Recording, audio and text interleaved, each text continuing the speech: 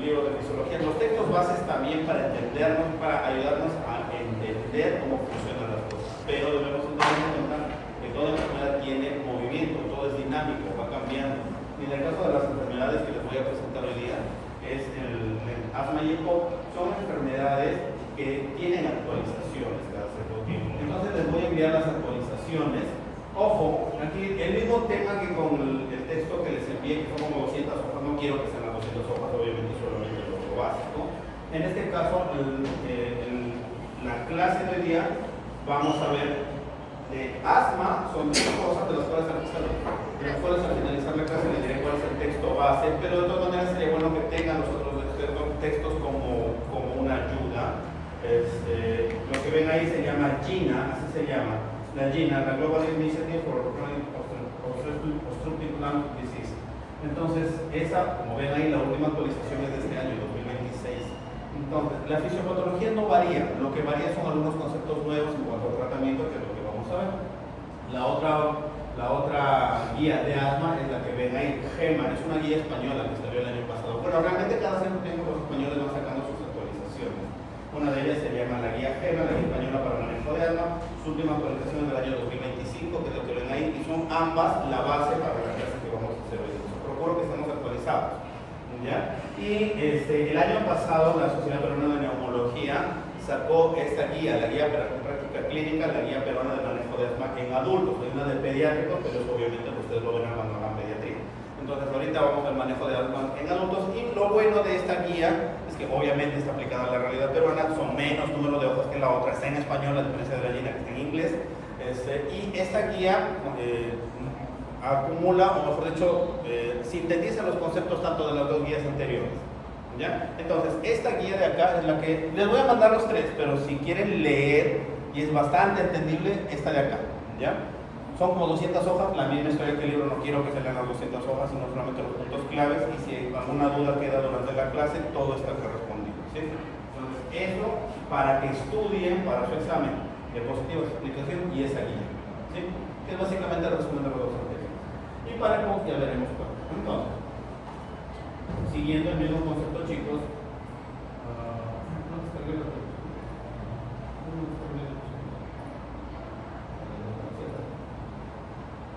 entonces, siguiendo el mismo concepto de la clase pasada, lo que voy a hacer es básicamente,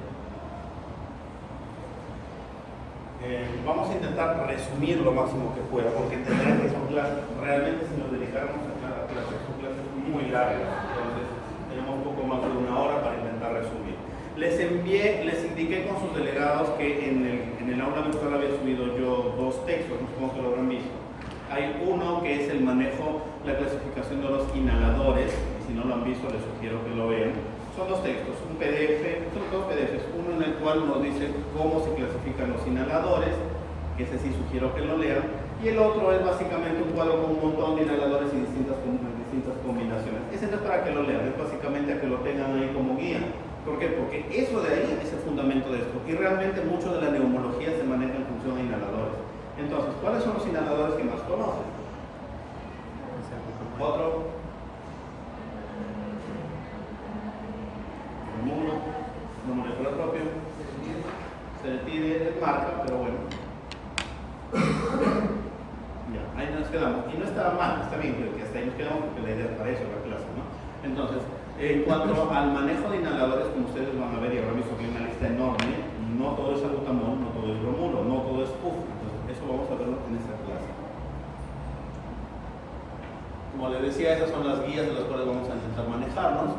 Hemos de entender asma. Quizás asma, aquí la mayoría puede entender que quizás aquí entre nosotros haya alguien que es asmático, que tenga familiar asmático o que tenga algún pariente asmático. Entonces, quienes tienen asma o han tenido algún episodio de broncoespasmo, sabrán que lo primero que molesta es el pecho, hay sibilancias. Entonces, ¿qué es lo que te molesta? Tos. ¿Alguno de ustedes es asmático? Bueno, en todo caso, quédaselo para ustedes, no quiero que ya, pero el asmático, ¿qué es lo que sufre? El asmático se va a quejar o va a llegar a consulta porque nos va a decir, doctor, tengo tos, a veces seca, a veces no, pero más es seca. Así que no puedo botar. Siento que hay algo que quiero botar y no puedo, es eso. Dos, te va a decir, siento opresión, siento que algo me aprieta el pecho.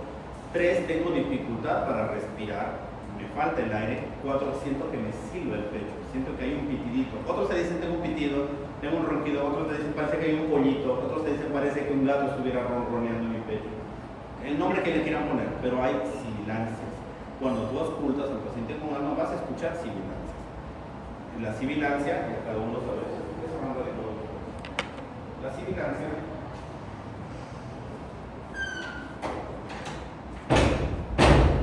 sibilancia pues es parte del examen físico. Esa definición ya no voy a entrar ahorita, se supone que cada uno viene arrastrando desde semiología.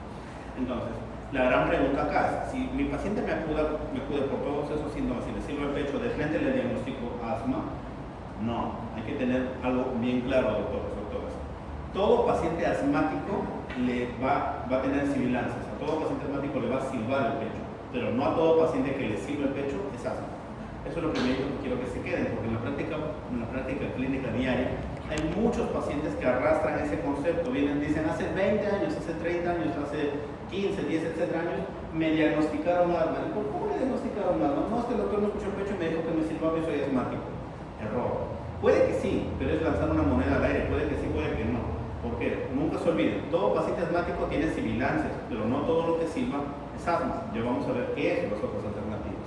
Entonces, cuando te sirve el pecho y tienes todas esas molestias, hay una pregunta clave que ustedes deben hacer a su paciente.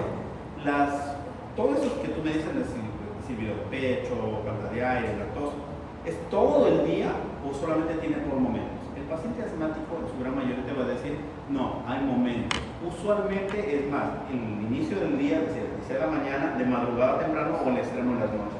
Usualmente son los extremos del día. Varía. Por eso es que dentro del concepto de asma existe el concepto de variabilidad. Es decir, hay variabilidad de síntomas. Hay momentos del día que está relativamente tranquilo, pero las crisis, los cuadros más feos, se dan durante los extremos del día. Llámese primeras horas del día o en las noches. ¿Ya? Ahora, cuando uno habla de asma, el asma básicamente es una palabra que me engloba a su vez diferentes tipos, como pueden ver ahí, ¿no? Usualmente hablamos más de la alérgica, eosinofílica, hay otros variantes como la que vamos a ver más adelante. Esto es lo que yo les decía, los fenotipos, que voy a ver más adelante. Y otra cosa que hay que tener en cuenta en la historia clínica del paciente es a qué edad empezaron a manifestar los síntomas. Usualmente el paciente asmático tiene inicios tempranos de la edad, niñez, adolescencia, y además hay preguntas siempre por componente familiar, ya sea papá, mamá, hermanos, familiares directos con problemas alérgicos, bronquiales o inclusive de rinitis crónica. ¿Sí? Siempre va de la mano el problema bronquial con el tema de la rinitis. En cuanto a la fisiopatología, vamos a hacer algo así súper breve nada más, porque se supone que eso ya han llevado fisio, ¿no? Antes. Entonces se asume que no lo han llevado rápido, sino veamos algo súper breve. Toda esa cosa. ¿Cómo lo manifestamos? Para entender, el paciente asmático todo el tiempo, ¿está bien la velocidad de la que estoy hablando? Sí. Para que más o menos avanzar. Entonces, el paciente asmático es un paciente que lo que va a suceder es que tiene una predisposición a hacer broncoespasmo. Ojo, estoy hablando de predisposición. Cualquier enfermedad sabemos que es un conjunto de genotipo, el fenotipo y el ambiente. Entonces, en el caso del paciente con broncoespasmo por asma, tiene una predisposición genética, viene con una predisposición familiar que podría desarrollar asma, pero algunos lo desarrollan y otros no. Y otros pasan gran parte de su vida tranquilos y llegan a algún momento en que algo lo exacerba. Entonces, ¿qué lo exacerbó? El ambiente. Hay algo en el ambiente que te va a predisponer a que lo que tenías ahí guardado se manifieste. ¿Qué suele ser? Suele ser el polvo, el ácaro, el pelito del perro, las flores, etc. O sea, no es que le echen la culpa de las cosas. Pero vamos a los alérgenos más comunes. Alguien que se fue a comer un ceviche, nunca antes había probado un ceviche de cangrejos, ¿no? Y al rato está con el pecho, asma. Le diste un chocolate con maní, no sabías que eras alérgico al maní, se te cierra, te produce broncoespasmo. Estás tranquilo en tu casa y la municipalidad se pone a romper la pista y se levantó el polvo y al rato está con el puto, se te sirve el pecho. Entonces hay algo que te está desencadenando. Tú lo tenías, algunos lo sabían, otros no, pero hubo algo que desencadenó. Entonces ese desencadenante a partir de este momento nosotros lo vamos a llamar alérgeno. Entonces, ¿dónde está el alérgeno en todo mi gráfico confuso? Entonces, el alérgeno lo que va a hacer es pasar por toda la vía respiratoria, va a llegar hasta la mucosa respiratoria y como nosotros tenemos un sistema de defensa innata con el que nosotros nacemos, hay un montón de células de defensa. Las primeras células de defensa en el cuadro del asma lo que van a salir a flote, va a ser la activación de las células dendríticas. ¿Sí, Daniel? Ya esto que parece pulpo, tentáculo, de ese, célula dendrítica. ¿Ya? Entonces tenemos la célula dendrítica, que va a ser la primera célula de defensa del cuerpo que va a salir a intentar detener el alérgeno. Cuando imaginemos que vivamos el alérgeno ingresa, la célula dendrítica a nivel de la mucosa respiratoria lo que va a hacer es manifestarse y lo que intenta es fagocitar, deglutir, comer al alérgeno. Tiene el afán de que no ingrese, pues no continúa el proceso inflamatorio. Sin embargo, ese es el inicio del proceso inflamatorio. Coge el alérgeno, la célula dendrítica, el alérgeno, lo deglute, pasa a sus fagolisosomas, lo lisa, y una vez que lo ha lisado quedó ahí, no, lastimosamente ese es el inicio de una cadena de procesos inflamatorios. El siguiente paso, ¿cuál es? Va a presentar una parte del alérgeno, va a estar ya destruido, va a ser presentado por la célula dendrítica en su otro extremo a lo siguiente, a los linfocitos T. Aquí estoy, ¿ya? Coge el alérgeno, si estamos siguiendo la secuencia, ¿no? Alérgeno, célula dendrítica, y luego una parte de la célula dendrítica, una parte del alérgeno se va a presentar por la célula dendrítica a los linfocitos T. En ese momento los linfocitos T, creo que si hago esto se nota mejor. ¿Se nota mejor? Sí. Creo que sí, ¿no? Sí. Entonces, la célula dendrítica, va a presentar una parte del alérgeno que es deglutido en los linfocitos T. A este momento son los linfocitos T Helper, de TH, se llaman T Helper TH0, que están inactivados. La presentación o el complejo de la unión entre la célula dendrítica, el alérgeno y los antígenos de superficie del linfocito T van a formarnos un complejo, el llamado complejo mayor de isocompatibilidad, CMH, que se les han hecho antes en fisiopatología. Entonces, ese complejo mayor de isocompatibilidad, que es esto aquí que les estoy señalando, va a desencadenar la diferenciación del linfocito TH0 en dos caminos. O si bien se diferencia en TH1 o bien se diferencia en TH2. Los TH1, que ven acá, es la vía de menor importancia. Ojo, la de menor importancia. La gran mayoría no se diferencia en TH1. ¿Por qué? Porque los TH1, a fin de cuentas, lo que van a hacer es activación de estas células, de los neutrófilos. Y los neutrófilos son las células que menos participan en el proceso inflamatorio de algo. ¿Cuál es el mayor porcentaje de diferenciación del TH0? El TH1 no, se empiezan a diferenciar en TH2. Y los TH2 son la vía más importante del proceso inflamatorio en el paciente asmático. ¿Sí? Es el que nos va a llevar a la liberación de la mayor cantidad de células inflamatorias, de anticuerpos y de sustancias alérgicas.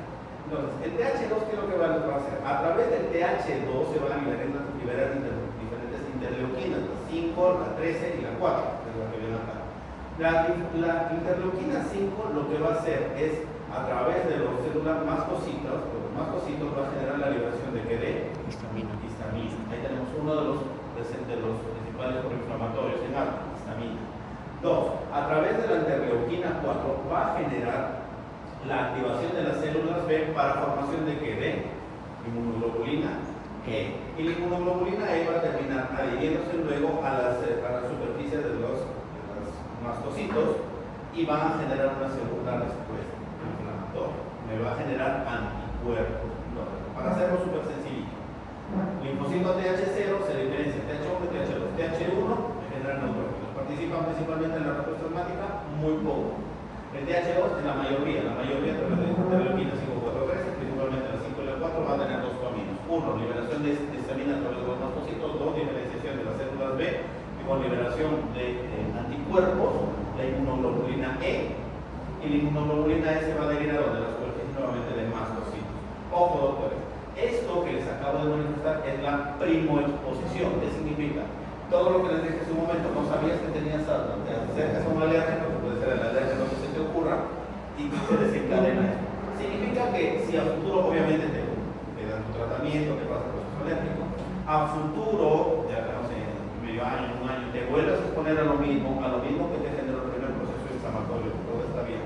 ¿Pasará algo nuevo? ¿Va a pasar la misma vía? La respuesta es no. Esto solo sucede en la primoexposición. ¿Por qué? Porque después de que sucedió toda esa vía inflamatoria, ¿qué es lo que vas a tener circulando en tu sangre?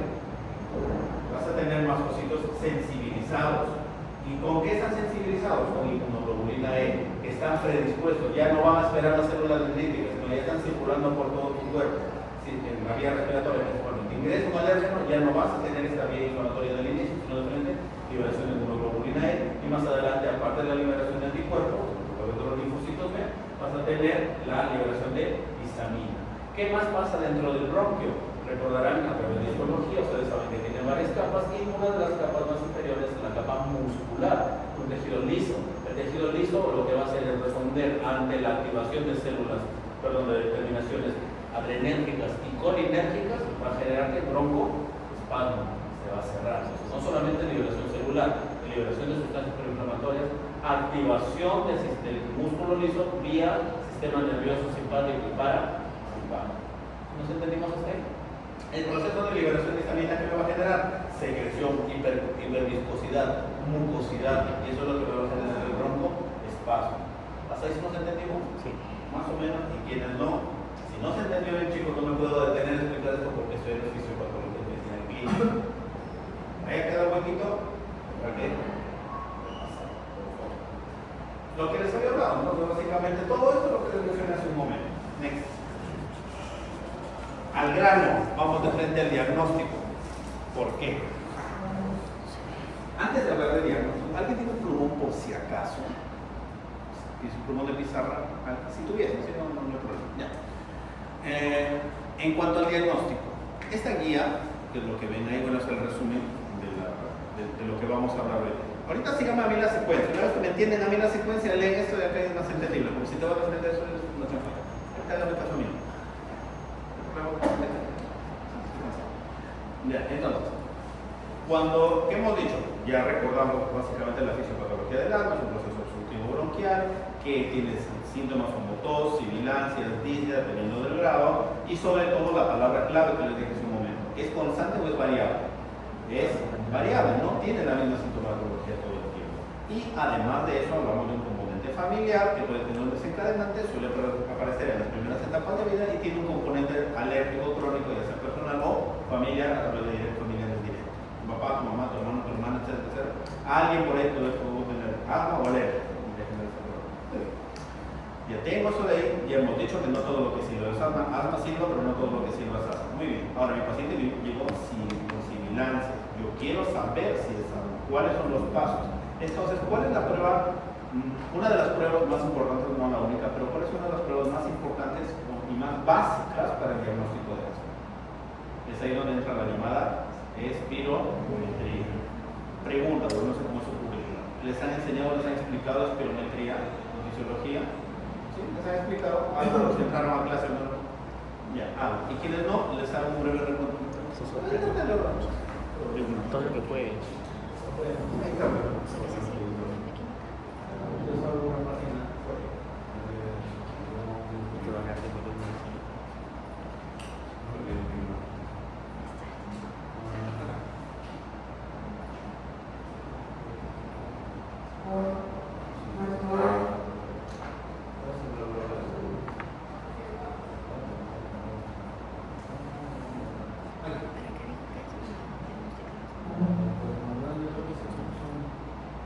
No lo escucho.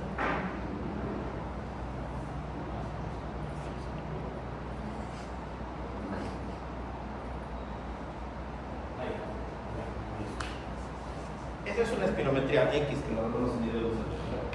La espirometría, y esto es pues explicación de 5 minutos de espirometría, porque no me puedo hablar más en esto.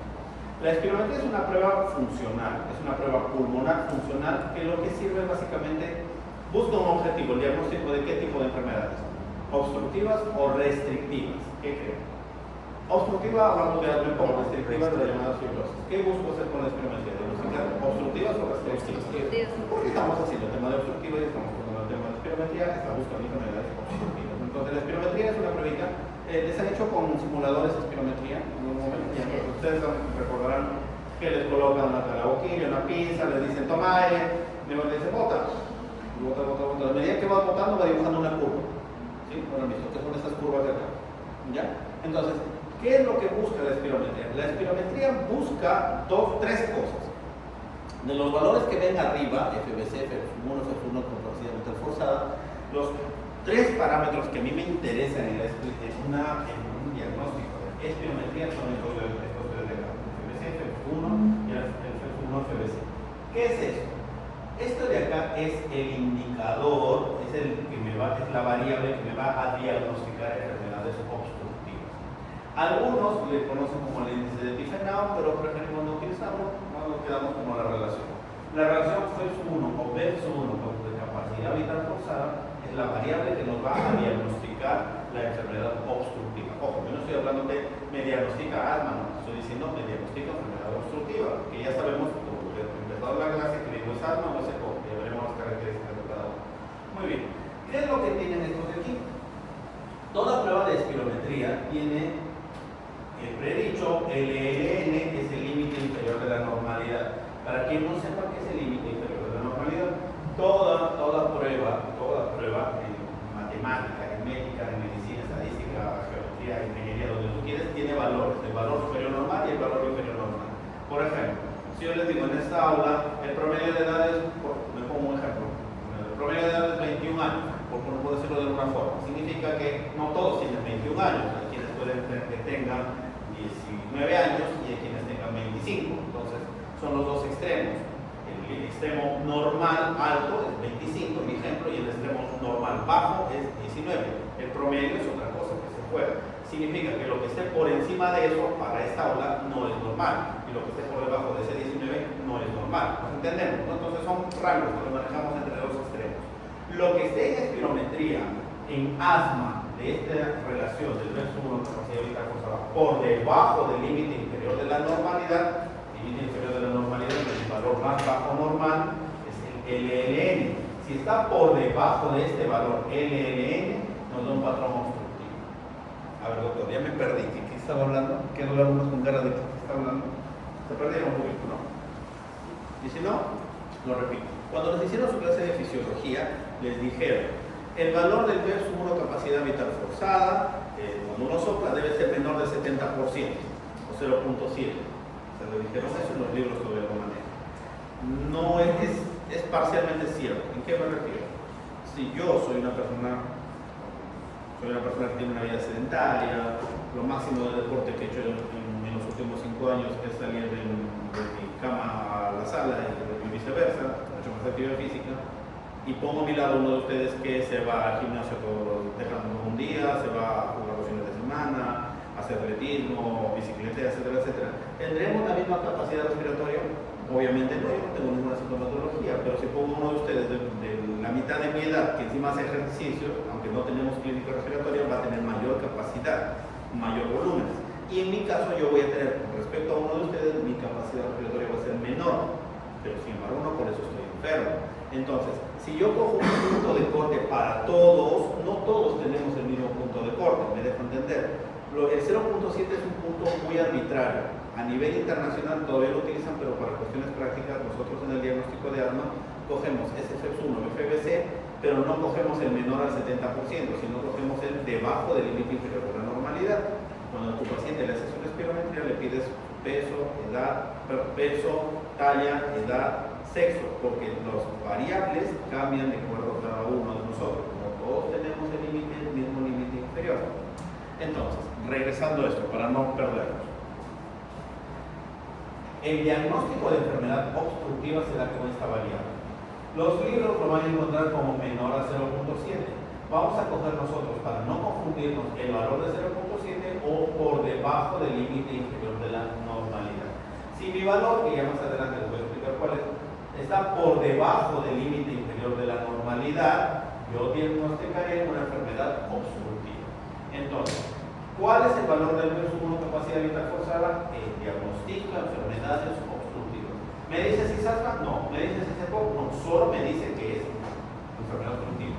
Repito, para cuestiones de asma, vamos a coger debajo del límite inferior de la normalidad. Pero en el texto, ustedes van a ver las guías todavía siguen manejando el 0.7. Entonces, menor a 0.7, enfermedad obstructiva. ¿Qué tan obstruido está mi paciente? Lo veremos más adelante en el tema de POC.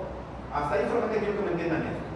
Ahora, cuando a mi paciente asmático yo le hago la espirometría, soplan, ¿qué creen si es un paciente que está obstruido? ¿Llegará a ese límite inferior de la normalidad o estará por debajo? Usualmente está por debajo, o inclusive por debajo del 0.7. Entonces, si mi valor está por debajo del 0.7, ¿yo qué digo? ¿Es un paciente obstruido o no es obstruido? Es un paciente obstruido. Si salga el foco, todavía no lo sé. Segundo paso. vemos el VEPS 1 o FEPS 1. El FEPS 1 es uno de las partes constituyentes de la espirometría y lo que me va a generar, me va a indicar es qué tanto me responde el paciente al broncodilatador. Repito, ¿con qué parámetro diagnosticamos obstrucción de espirometría? Con la relación VEPS 1, capacidad vital forzada. ¿Me sirve para qué? Para diagnóstico. Yo quiero saber, en el caso de asma, si mi paciente me va a responder o no al inhalador. Ahí utilizamos esa misma variable. No, nos vamos a la siguiente variable que es el VEPS 1 o FEPS 1. El FEPS 1 me dice qué tan obstruido está mi paciente y qué tanto me responde al inhalador. Entonces, en el caso del paciente asmático, ¿qué es lo que hacemos? Regreso a la ventana.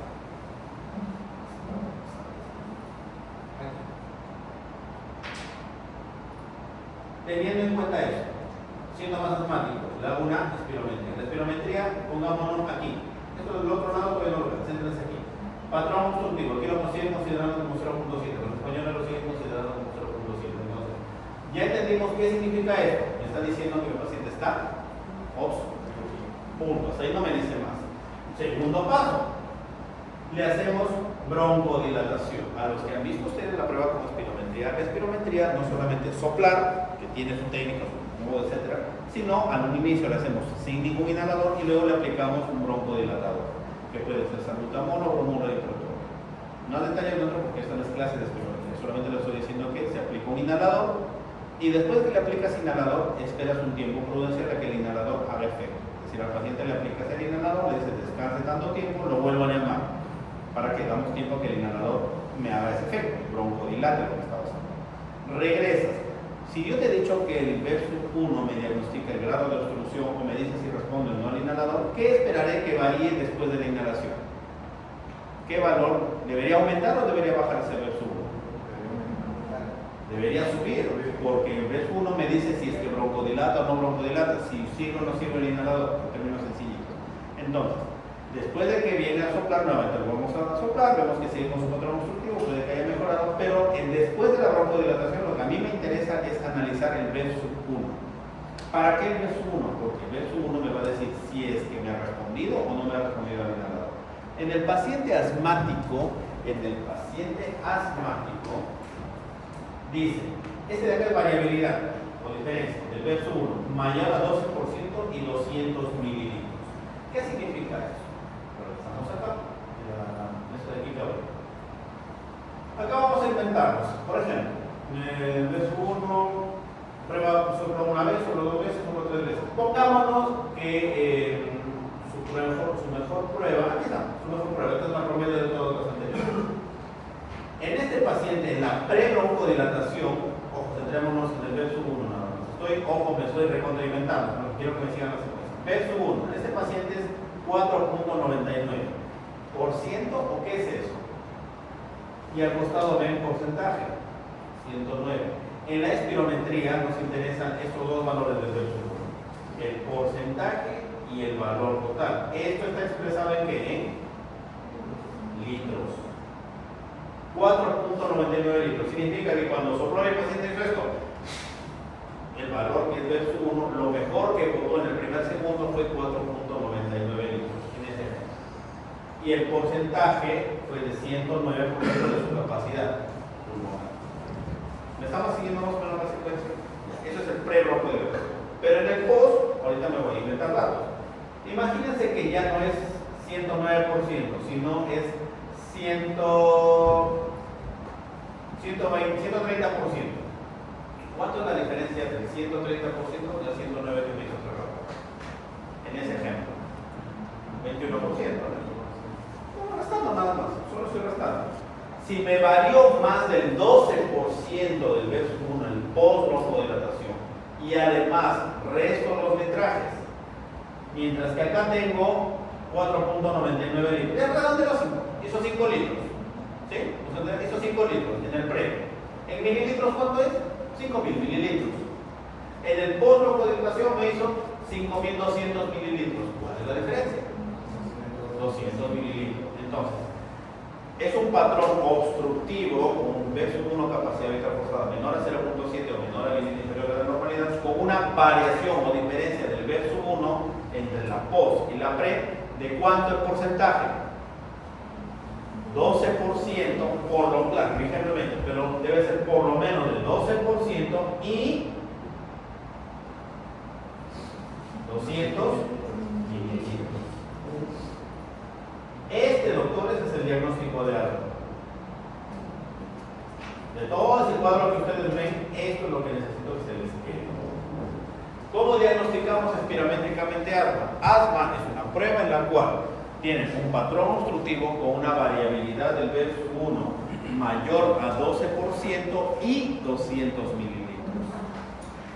Ojo, les estoy hablando este conector. Les estoy hablando 12% y 200 mililitros. No les estoy diciendo 12% o 200 mililitros. Les estoy hablando del y. ¿Por qué? Tiene que variar los dos. Si no varía los dos, eso no es asma. Puede ser otra cosa. ¿Hay una indicación para hacer la respuesta broncodilatadora? ¿2 puff? Depende, por eso veo. Para salbutamol son 4 puff. Para bromuro de plenotropio son 8 puff. Para salbutamol 4 puff y esperas 15 minutos. Para bromuro de plenotropio son 8 puff y 30 minutos. ¿Ya? Esto, como leo, si hubiera una clase de sol, hacer una clase de experimental, que es bonito. Yo les haría teórico y práctico, pero no salimos de teórico. Pero al menos yo avanzo porque asumo que estoy a lo llevado. Si alguien tiene dudas, me pregunta al final de la clase, no hay ningún problema. Pero al menos en términos generales, ¿cuál es el diagnóstico de asma? Sintomatología más prueba funcional. ¿Cuál es la prueba funcional? Espirometría. ¿Cómo diagnostico? Con VERS1, capacidad vital forzada, según el libro, menor de 0.7 o por debajo del límite inferior de la normalidad, y una variabilidad o diferencia del VERS1 mayor a 12% y por lo menos 200 mililitros. Ese es el diagnóstico de asma. Sin embargo, también yo les había dicho que existen otras pruebas funcionales. Hay otras pruebas funcionales que también me pueden diagnosticar asma. Son menos comunes, más costosas, pero que también existen. ¿Cuál es de ellas? Por ejemplo, existe esta pruebita que se llama la fracción inspiratoria de óxido nítrico. El óxido nítrico es un potente vasodilatador que aparece en la superficie del endotelio capilar a nivel pulmonar, bronquial. Entonces, el óxido nítrico, mientras más alto esté, porque eso se mide en partes por billón, eso significa ppb, mientras más alto esté, es más diagnóstico de asma. Ahora, ¿qué es el feno? La máquina es muy parecida a la de la espirometría, solamente le pides al paciente que sople y la máquina por su software te saca el resultado. Feno, FENO, fracción expiratoria de óxido nítrico, 50 ppb. ¿Cómo lo interpretas? Asma. Feno en 30, la máquina de software te bota 20 ppb, no es asma. Así de sencillito, no es cosa del otro mundo. Son máquinas con software, eso de ella no nos vamos a meter en tiempo. Primera pruebita, espirometría, que el concepto es más complejo. Patrón de VERS1, capacidad vital forzada menor a 0.7 o debajo del límite inferior de la normalidad, con una variabilidad del VERS1 mayor o igual a 12% y al menos 12 mililitros, perdón, 12% y 200 mililitros. ¿Sí? Con la técnica que el compañero. Tengo la posibilidad de ir a otro sitio, aquí en Chico de Maíz, pero otros Trujillo, Lima, etc. Hay feno. Haces al paciente que sople, mediante una técnica, el software te aparece el resultado, te va a informar. Más de 40 ppb, partes por millón, asma. Menos de 40 ppb, no es asma. Así de sencillo, no es más vuelta que darle. Hay unas pruebas que se llaman broncoconstricción, la variabilidad domiciliaria del pico expiratorio máximo, PEP. El PEP es una máquina mecánica, es automática, chiquita, en la cual el paciente lo único que dice es sople, que viene marcado unos valores que se llaman pico expiratorio forzado. P son varios numeritos, solamente para que sepan. El paciente sopla, día 1 sopla, está marcado el porcentaje, sopla P 20%, mañana sopla P 30%, al día siguiente sopla P 100%. ¿Qué está haciendo? Está que aumenta. Insisto, es una máquina chiquita, tú soplas nomás y está marcadito. Porque es como lo de ¿quiénes tienen auto acá o manejan auto? Cuando se te baja la llanta tienes para la presión y te sube la marca. Ya, es igualito prácticamente. Soplas y te sale la marca, nada más. Entonces, si la variación entre tu prueba inicial y tu mejor prueba es mayor de 20% en ese PEP, mayor a 20%, asma. Si yo les pregunto en el examen, ¿cuáles son las 3 principales pruebas para diagnosticar asma? Me responderán espirometría, presión expiratoria de óxido nítrico, y PEP, que es variación del pico forzado. PEP, maquinita que soplo, cada vez que yo soplo me va a marcar una variación del marcador que tiene porcentaje. Si la diferencia entre la mejor y la peor prueba es mayor del 20%, si tengo feno, soplo en el feno, la máquina me va a reportar mayor de 40 partes por millón, menor a 40 partes por millón, no es algo. Y si es espirometría, lo que hemos hablado. ¿Sí? Listo. Next, sigamos.